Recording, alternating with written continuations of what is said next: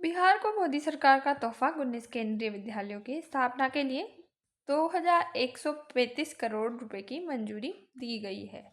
यानी खबर क्या है, आइए बात करते हैं। तो केंद्र सरकार ने बिहार में 19 नए केंद्रीय विद्यालय यानी कि इनकी स्थापना के लिए 2135.85 करोड़ के बजट को मंजूरी दी है। ये निर्णय प्रधानमंत्री नरेंद्र मोदी की अध्यक्षता में लिया गया है। कुल स्कूल 19 नए विश्वविद्यालय इस बजट से बनाए जाएंगे।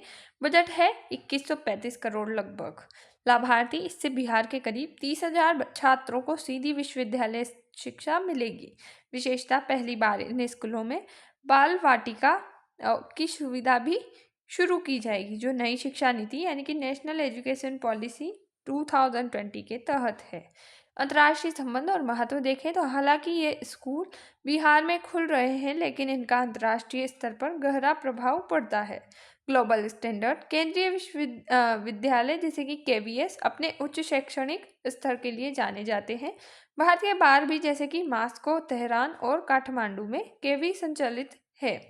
उसी के साथ बिहार में इनका विस्तार भारत की शिक्षा नीति यानी कि सॉफ्ट पावर को दर्शाता है। वैश्विक प्रतिस्पर्धा, गुणवत्तापूर्ण शिक्षा से बिहार के छात्र अंतर्राष्ट्रीय प्रतियोगिताओं और विदेशी विश्वविद्यालयों के लिए बेहतर तरीके से तैयार हो सकेंगे। टैलेंट रिटेंशन, बेहतर शिक्षा मिलने से मेधावी छात्र राज्य और देश के भीतर ही रहकर अनुसंधान और विकास R&D में, रिसर्च एंड डेवलपमेंट में योगदान देंगे, जिससे ब्रेन ड्रॉन कम होगा। भारत पर इम्पैक्ट, मानव संसाधन विकसित हो गया। भारत की सबसे बड़ी शक्ति इसकी युवा आबादी है। बिहार जैसे बड़े राज्य में शिक्षा में निवेश का मतलब है देश के लिए एक कुशल वर्कफोर्स तैयार करना।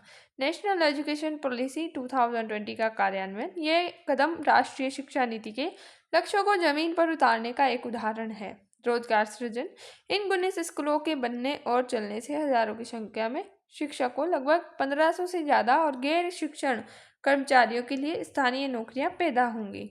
बिहार में इसके फायदे क्या है, तो सभी 38 जिलों में पहुंच। इस विस्तार से के बाद बिहार के लगभग हर जिले में केंद्रीय विद्यालय की पहुंच हो जाएगी। पिछड़े इलाकों का विकास, ये स्कूल उन 16 जिलों जैसे कि अरवल, शेखपुर, कैमूर आदि में भी खुल रहे हैं, जहां पहले शिक्षा के आधुनिक संसाधनों की कमी थी।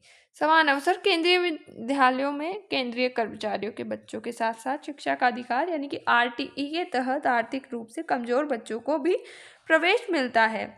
इससे समाज में हर वर्ग को समान शिक्षा मिलेगी।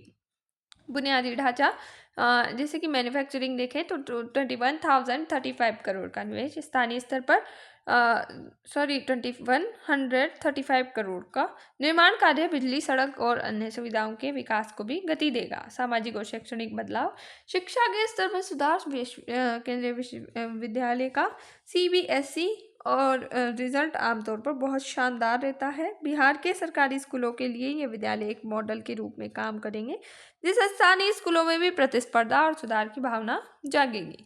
लड़कियों की शिक्षा को बढ़ावा, KVS में छात्रों के लिए विशेष सुविधाएं और सुरक्षा का माहौल होता है। इससे ग्रामीण बिहार में अभिभावक अपनी बेटियों को उच्च शिक्षा के लिए भेजने के लिए अधिक प्रोत्साहित होंगे। सांस्कृतिक एकीकरण, केंद्रीय विद्यालयों में अक्सर विविधता होती है।